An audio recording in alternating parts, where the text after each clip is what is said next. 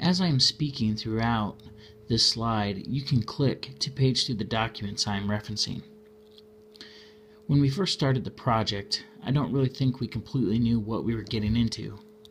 The project charter was where we first really looked into the project and what the desires of the city of DuPont were in relationship to their IT support.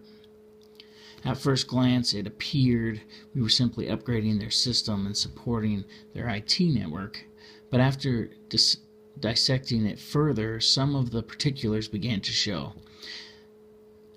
These were main deliverables for the project that the city requested.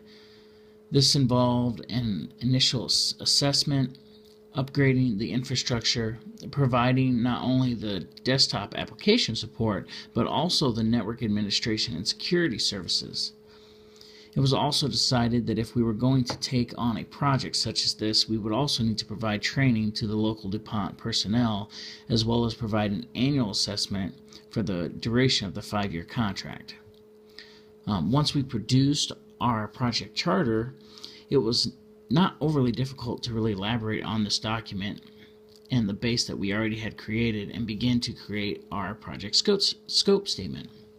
This involved diving even further into this project and kind of decipher what it was and what it wasn't. This project scope statement began to really lay out some of the pitfalls that may come along with the project.